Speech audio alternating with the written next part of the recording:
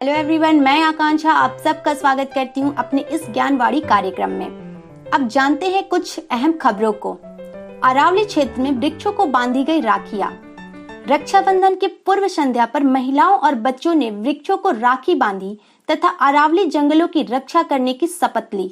अरावली के जंगल गुरुग्राम तथा राष्ट्रीय राजधानी क्षेत्र में स्वच्छ हवा और पानी के लिए जीवन रेखा के समान भूमिका निभाते हैं। अरावली के निरंतर क्षरण होने से गुरुग्राम और राष्ट्रीय राजधानी क्षेत्र में जल संकट उत्पन्न हो गया है। वर्तमान में यह क्षेत्र जल की दृष्टि से रेड जोन में है, क्योंकि यह जल भराव की तुलना में जल निष्कर्षण कई गुना अधिक होता है। अरावली की सबसे ऊंची चोटी गुरु शिखर की, जिसकी ऊंचाई 1722 मीटर है, ये विश्व के सबसे पुराने वलित पर्वतों में से एक है तथा ये भारत की सबसे प्राचीन पर्वत श्रृंखला है। भारतीय वन्यजीव संस्थान द्वारा तेंदुए की गणना संबंधी रिपोर्ट। भारतीय वन्यजीव संस्थान द्वारा वैश्विक बाघ गणना के भाग के रूप में तेंदुए को देखे जाने संबंधी एक रिपोर्ट तैयार की गई है, जिसे माह के अंत तक जारी किया जाएगा। भारत में तेंदुए की अलग से गणना नहीं की जाती। भारतीय वन्यजीव संस्थान द्वारा प्रति 4 वर्ष के किए जाने वाले बाघ सर्वेक्षण के दौरान कैमरा ट्रैप छवियों के आधार पर तेंदुए सहित अन्य वन्य जीवों की आबादी का भी अनुमान लगाया जाता है। भारत के तेंदुओं की अंतिम औपचारिक गणना 2014 में आयोजित की गई थी, जिसमें इस प्रजाति की आबादी 12,000 से 14,000 के मध्य आंकित की गई थी। सर्वेक्षण में बाघ के निवास और आसपास के क्षेत्रों में 8,000 तेंदुए होने का अनुमान लगाया गया था।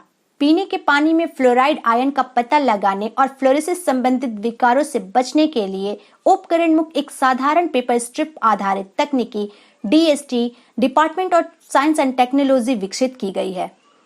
फ्लोरोसिस एक गंभीर किस्म की बीमारी है जो लंबे समय से पीने के पानी, औद्योगिक प्रदूषण के माध्यम से फ्लोराइड के अधिक सेवन के कारण शरीर के कठोर और नरम ऊतकों में फ्लोराइड्स के जमाव से उत्पन्न होती है।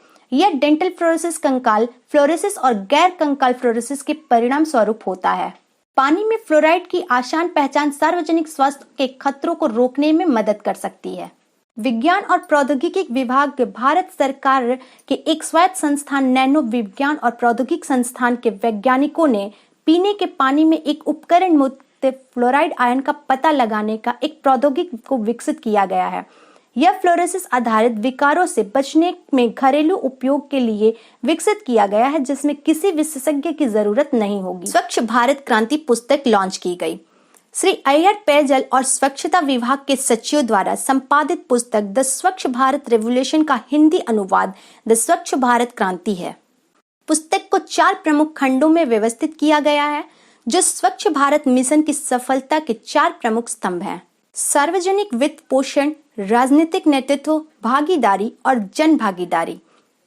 स्वच्छ भारत मिशन के हितधारकों और योगदानकर्ताओं की एक विविध श्रेणी द्वारा 35 निबंधों के माध्यम से इस सामाजिक क्रांति पर अपने दृष्टिकोण को साझा करते हुए पुस्तक स्वच्छ भारत मिशन की उल्लेखनीय यात्रा को दर्शाती है।